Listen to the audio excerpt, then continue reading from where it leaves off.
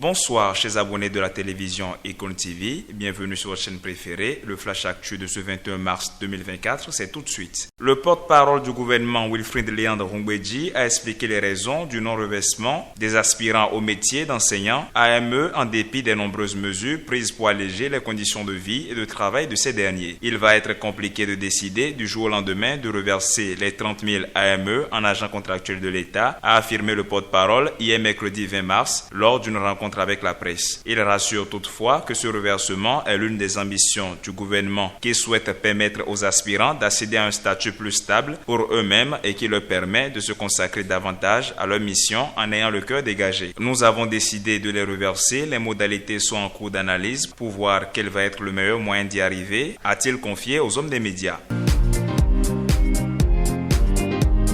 Le professeur David Kofi Aza est désormais membre du comité des rites vaudous. Le prêtre du Fa et praticien des religions endogènes est intégré au groupe par décret du président de la République, Patrice Talon, en date du 28 février 2024. Il participera dorénavant aux activités du dit comité qui a pour mission de contribuer au développement du tourisme religieux autour du vaudou et à la labellisation des rites, cérémonies et pratiques des couvents à des fins touristiques. Le Bokon sera aussi chargé d'apporter son avis sur les programmes d'aménagement et d'exploitation du projet Route des couvents vaudous, entre autres prérogatives.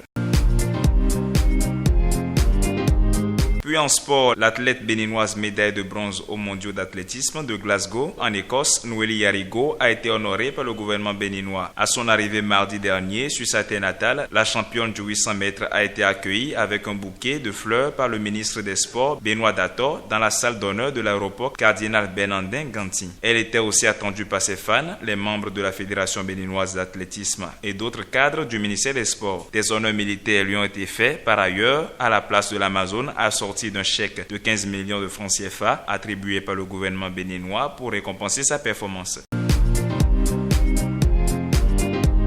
Au plan des divers graves accidents de circulation à Dassa-Zoumé ce jeudi entre Tré et Kpenyi, 3 personnes sont décédées et 5 véhicules tous impliqués dans l'accident sont cabossés. Selon Radio Élément, tout était parti d'une collision entre un Titan et un bus. Toujours dans le même registre, à Cotonou, un véhicule qui a perdu le contrôle a heurté la clôture de l'aéroport. Dans cet incident qui s'est produit dans la matinée de ce jour, sur le tronçon Erevan-Carrefour-Fidjros-Plage, on dénombre un blessé grave et plusieurs dégâts matériels. Selon Bip Radio, cité par le potentiel, le véhicule a fait plusieurs tonneaux avant de cogner la clôture. Le véhicule est totalement détruit.